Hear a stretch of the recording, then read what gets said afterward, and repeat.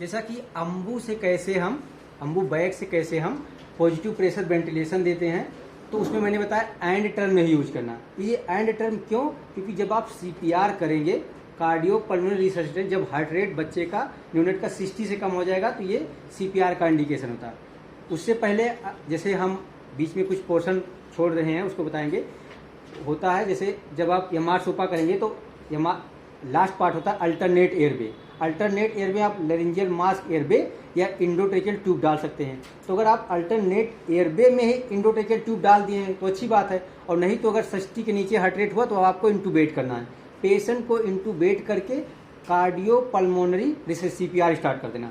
Neonatal CPR में 2-3 चीज़ें important है, ठीक है। एक तो किस साइट पे करेंगे, साइट इंपॉर्टेंट है। डेप्थ इंपॉर्टेंट है, किस रेट से करेंगे।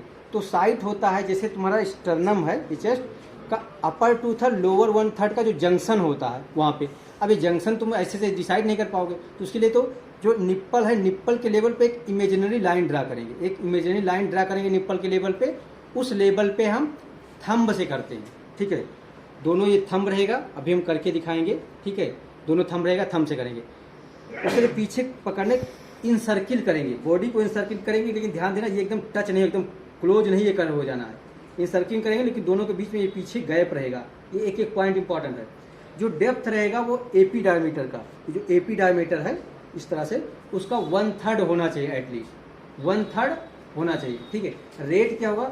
3:1, यानी 3 कंप्रेशन होगा, 1 ब्रेथ होगा। तो जैसे मैंने बताया 1 ब्रेथ के एंड रिलीज के, 2 एंड 3 एंड, ठीक है। इसके बाद स्क्वीज एंड, फिर 1 पे आप स्क्वीज करोगे, एंड पे रिलीज करोगे। ये प्रॉपर फॉलो करना है, ठीक है ये चीज़। तो इसमें एंड मैंने बोल्ड में वहाँ क्यों लिखा था कि नो एंड, अगर वहाँ एंड बोल दिए तो यहाँ पे क्यों? जैसे मान लो ये बच्चा है, ठीक है, हार्ट रेट इसका 60 से कम था, मैंने इसको मान लीजिए इंटूबेट किया। इंटूबेट करें, ये मान लो ईटी है, मैंने ईटी डाल दिया, ठीक है। एज्यूम कर लेना ईटी है, ठीक है। अब यहाँ से क्या हुआ, इसमें ईटी का जैसे कनेक्टर होता है वो कनेक्ट हो जाएगा, ये यहाँ पे लग गया, ठीक है। अब यहाँ पे इसमें 2 लोग की जरूरत पड़ेगी, ठीक है। एक लोग स्क्वीज करोगे, ठीक है, और हम मान लो चेस्ट कंप्रेशन कर रहे हैं, ठीक है। तो मैंने जैसे पहला पॉइंट बताया उसका कि किस लेवल, तो मैंने कहा जैसे मान लो ये एपी डायमीटर है मान लो, ठीक है।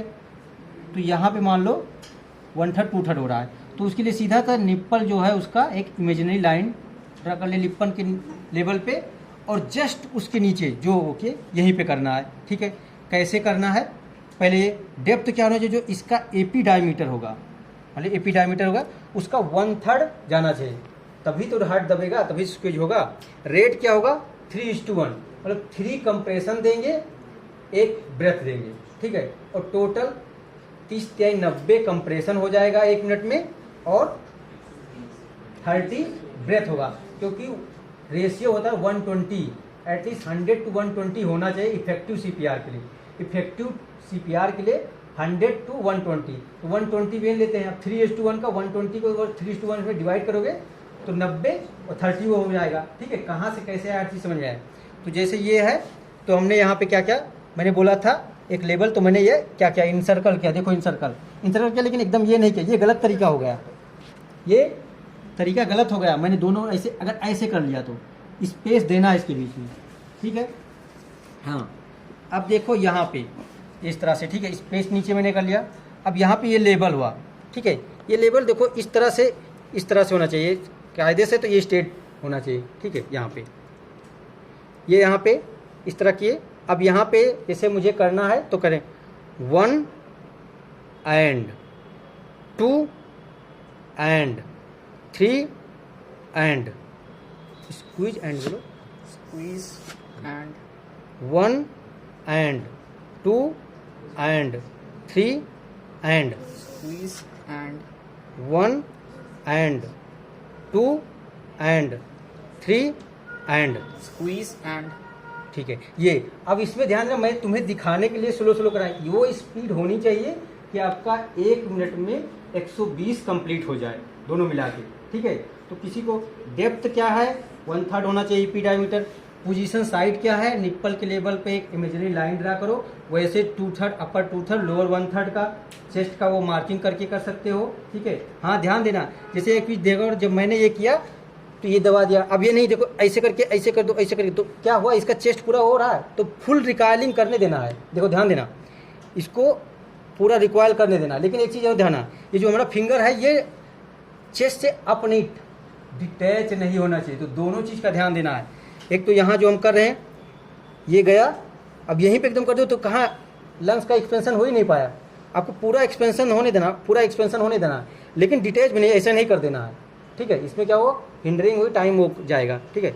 तो ये करके यहाँ के पूरा रिलैक्स होने देना है, बोलते जाना है, ठीक है। बोलना है मुँह से 1 and 2 and 3 and squeeze and, ठीक है।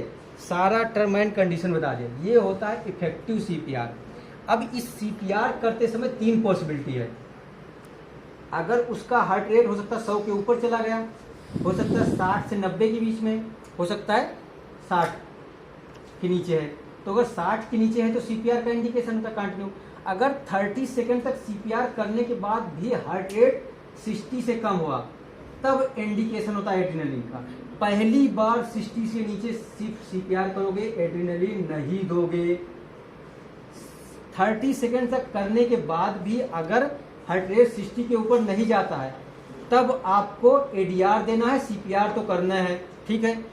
दूसरी चीज, अगर हार्ट रेट 60 से 99 के बीच में पहुंच गया, यानी 60 से 100 के बीच में पहुंच गया, तो क्या करना है, क्या इंडिकेशन होता है 100 से नीचे पॉजिटिव प्रेशर वेंटिलेशन स्टेट कर देना है।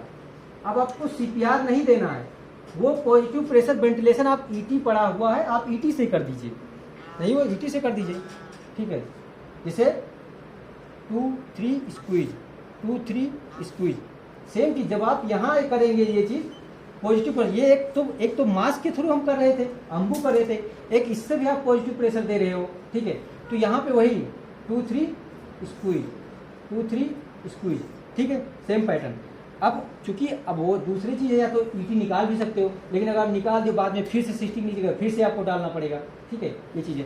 अब अगर 100 से ऊपर चला गया, 100 से ऊपर चला गया, तो आपको ना ही अम्बू बैक करने की जरूरत है और ना ही सीपीआर करने की जरूरत है, सिर्फ आपको ऑब्जर्वेशन करने की जरूरत है, ठीक है। अब मान लीजिए ऐसा करते करते भी आपका हार्ट रेट ये इम्प्रूवमेंट नहीं हुआ, तो 2 पॉसिबिलिटी हो सकती है। एक टेंशन न्यूमोथ्रेक्स हो सकता है, कार्डियक टेम्पोनेंट हो सकता है, और हाइपोवोलेमिया। अगर हाइपोवोलेमिया है तो 10 ml पर केजी से उसको बोलस देंगे, टेंशन न्यूमोथ्रेक्स है निडल थ्रोम्बोटोमी करेंगे, और अगर कार्डियक टेम्पोनेंट है तो उसको मतलब यूएसजी गाइडेड वो करेंगे। क्योंकि अगर ऐसा है तो इम्प्रूव नहीं, जब एडीआर और तुम्हारा चेस्ट कंप्रेशन के बाद भी नहीं इम्प्रूव कर रहा है, तब आपको ये पॉसिबिलिटी है।